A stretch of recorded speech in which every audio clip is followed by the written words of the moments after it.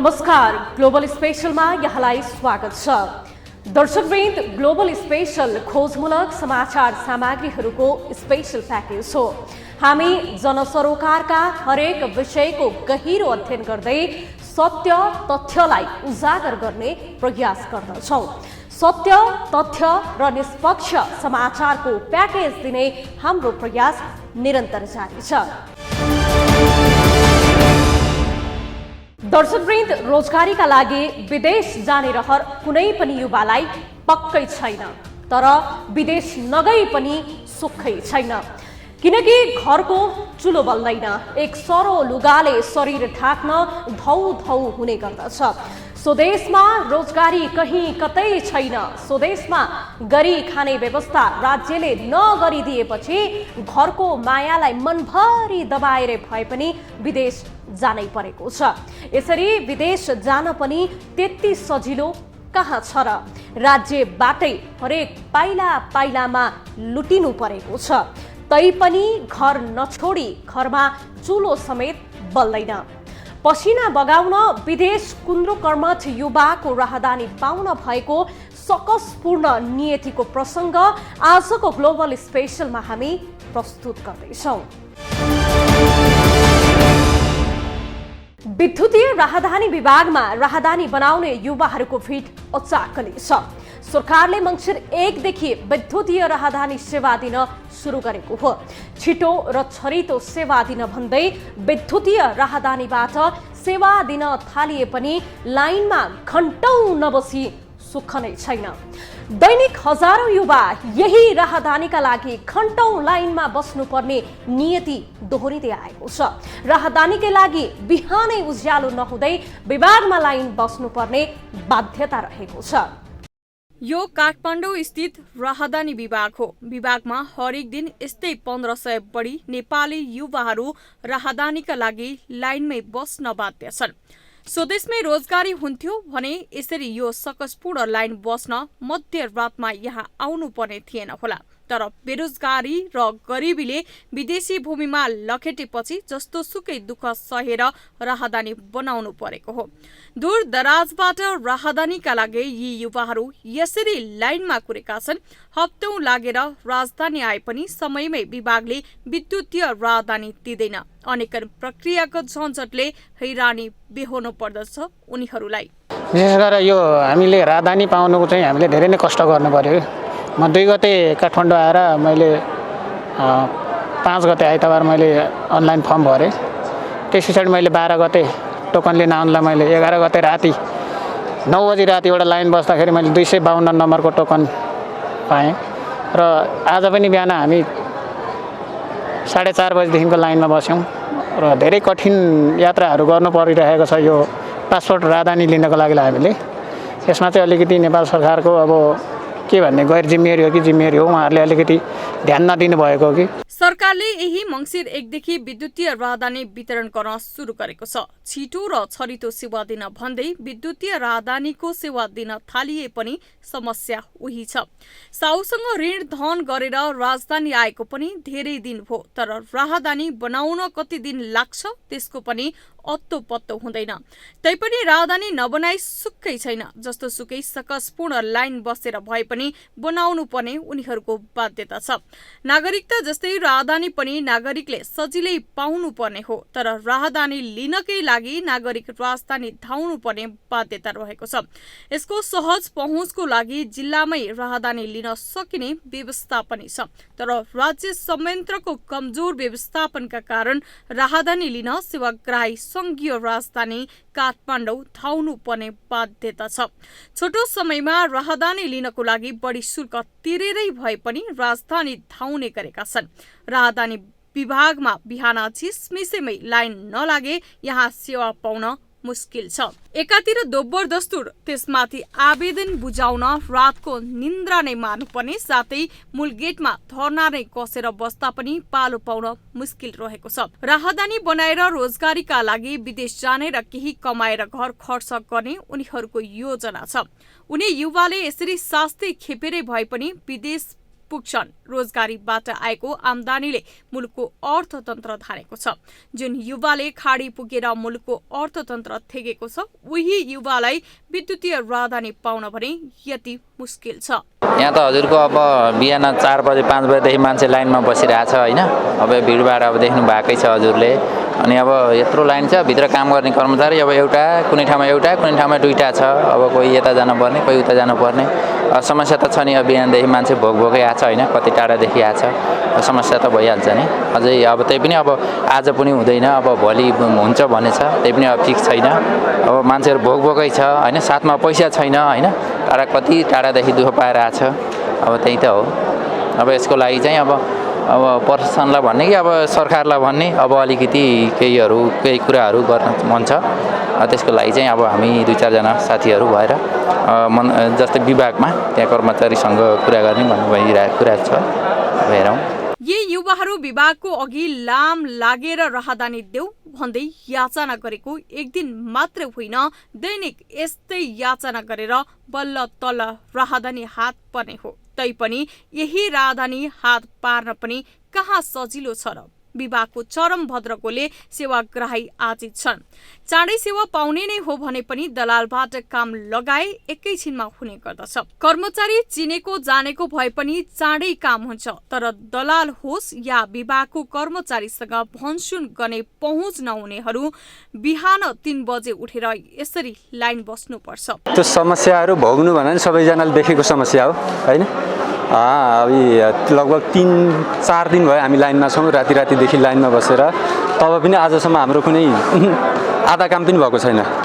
र यो पैसा लिने दिने क्रममा, यो ब्याङ्कमा डिपोजिट गर्ने क्रममा खै भित्र एकजना हुनुहुन्छ कि कतिजना कर्मचारी हुनुहुन्छ त्यो थाहा भएन। एकदम स्लो काम भइरहेको छ। तर यो तरिकाले चाहिँ अलि नपुग्ला जस्तो लाग्छ। त्यसलाई चाहिँ थप कर्मचारीहरू राखेर यो कामलाई चाहिँ अलि छिटो छरितो गराउँदा चाहिँ उपयुक्त हुन्छ जस्तो लाग्छ। 2011 मा बनाएको पासवर्ड मेरो डेट अफ भयो। अनि अब यहाँ सब बुझ्नु पर्यो के कस्तो छ, पहिलाको जस्तो सिस्टम छ कि के छ होइन। त्यसको लागि बुझ्न आएको। तर मलाई त्यहाँ भित्र जान पनि दिएन क्या, सोध्नै पाइनँ। पुलिसले यहीँबाट थर्काएर खेदाइहाल्यो होइन। भोलि आउनु भनेर थर्काएर पठायो। मैले त त्यहाँभित्र गर्दा राम्रोसँग बुझ्न नि पाइनँ। समस्या त त्यही हो नि। अब देश विकास गर्ने जनशक्ति भनेको जोश, जाँगर र नयाँ सोच बोकेका युवा नै हुन्। तर यही युवा वर्ग अहिले देश छोडिरहेको छ। पछिल्लो सरकारी अभिलेख अनुसार 2 वर्ष अघिको तथ्याङ्क हेर्दा एक आर्थिक वर्षमा मात्रै औसतमा दैनिक 1058 जना नेपाली युवाले देश छोड्ने गरेका छन्। तर राज्यले यसप्रति कुनै ध्यान दिन सकेको छैन। दैनिक हजारौं युवालाई विदेश पठाएर रेमिट्यान्समा राज्य ठुक्क छ। ग्लोबल टेलिभिजनका लागि क्यामेरामा सन्दीप डागीको साथमा ज्योति पौडेल, काठमाडौँ। दर्शकवृन्द, वैदेशिक रोजगारीमा गएका युवाको कमाई रेमिट्यान्सले सरकार रमाएको छ। मुलुकको कुल जनसङ्ख्यामा करिब 70 लाखको हाराहारीमा युवाहरू विदेशिएको अनुमान छ। वैदेशिक रोजगारीले राष्ट्रिय अर्थतन्त्रमा योगदान पनि दिएको छ। तर देशको अर्थतन्त्र धान्ने युवालाई एउटा राहदानीको कागजी प्रमाण पत्र दिन यो हदसम्मको हैरानी हरेक दिनको छ। 12,000 रुपैयाँ तिरेर दूत सेवाको राहदानी बनाउन काठमाडौँमै आउनुपर्ने बाध्यता छ। तर पर्याप्त रकम नबुझाउँदा पनि सो अनुसारको सेवा सुविधा उनीहरूले अझै पाएका छैनन्। दर्शकवृन्द, विदेश जानु पक्कै पनि नेपाली युवाहरूको रहर हुँदै होइन। तर गरिबी र बेरोजगारीले घरमा बस्नै नदिएपछि विदेश जानुको विकल्प पनि त छैन। घरको जोह गर्न र परिवारलाई पाल्नकै लागि विदेशी भूमिमा नेपाली युवा जानै पर्छ। वैदेशिक रोजगारी असुरक्षित छ, तैपनि नगई सुखै छैन। वैदेशिक रोजगारीमा जान पनि कहाँ त्यति सजिलो छ र एउटै राहदानी पाउन पनि हरेक पल पलमा हैरानी खेप्दै आउनु परेको छ। पछिल्लो सरकारी तथ्याङ्क अनुसार हरेक दिन 1000 बढी नेपाली युवाले विमानस्थलबाट देश छोड्छन्। हरेक वर्षमा करिब 4 लाख युवा विदेशी नै गरेका छन्। विदेशीका युवाको पाखुरीले आर्जेको धनले मुलुकको अर्थतन्त्र थिगेको छ।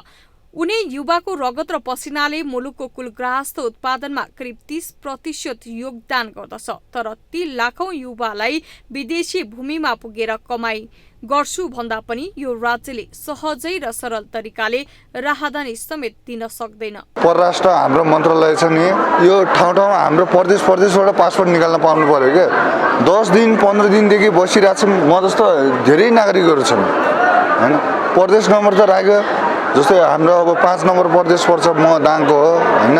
त्यो बुटलबाट निकाल्न पाउनु पर्यो नि। उसले नराखिदिएर त्यो नाम मात्र किन राखिदिने, राजधानी किन बनाउने, त्यो नबनाएर होइन। सबैको समस्या मभन्दा झन् अझ गरिब अरू होला नि, मान्छे खाइ नखाइ ल्या हुन्छन् नि पैसा होइन।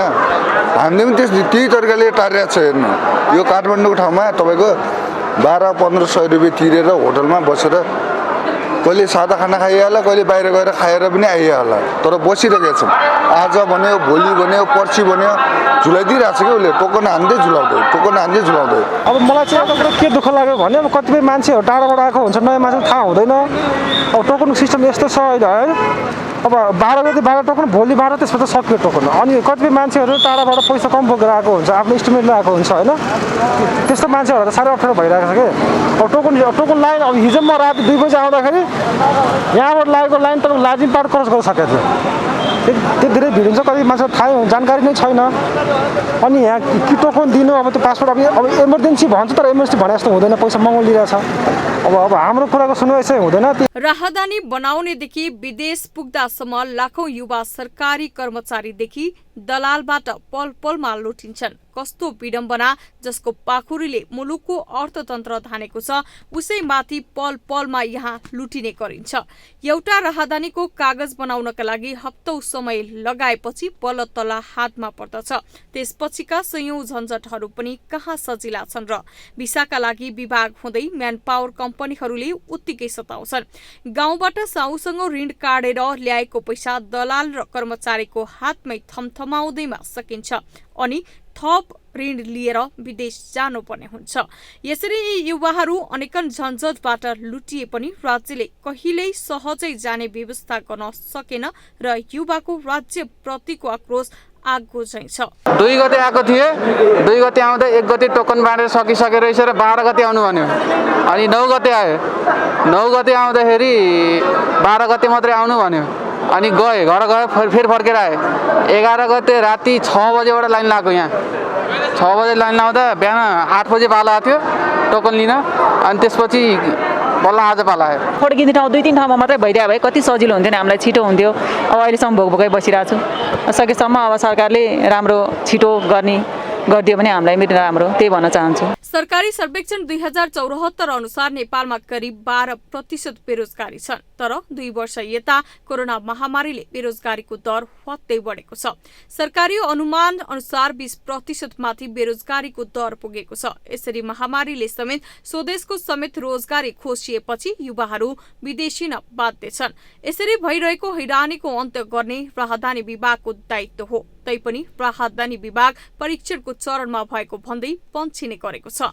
हामीले मङ्सिर 1 गते एनाउन्स गर्दै के भनेको थियो भने हाम्रो चाहिँ 15-20 दिन चाहिँ टेस्टिङ फेज हुन्छ होइन। टेस्टिङ फेजमा चाहिँ हामीले दिनको 50, 100, 200, 300 गरेर त्यसरी बढाउँदै लान्छौँ। त्यो बेलामा चाहिँ सीमित लिमिटेडले मात्रै त्यो सेवा पाउनुहुन्छ, किनभने त्यो विभिन्न चाहिँ के अरे यो सर्भरहरू सफ्टवेयरहरू मिलाउनु पर्ने, टेस्टिङ गर्नुपर्ने, त्यसको चाहिँ इन्टर अपरेबिलिटी मिलाउनु पर्ने, त्यो भनेर हामीले सुरुमै मङ्सिर 1 गते नै भनेका थियौँ। अहिले त्यही क्रममा रहेको छ।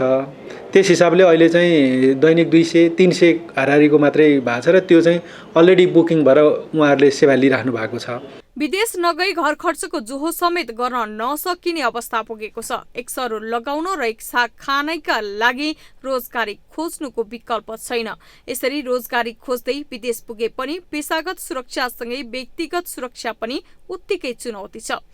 जहाजबाट घर परिवारलाई बिदाको हात हल्लाउँदै जहाजमा जाने युवा स्वदेश फर्कन पनि उत्तिकै गाह्रो छ।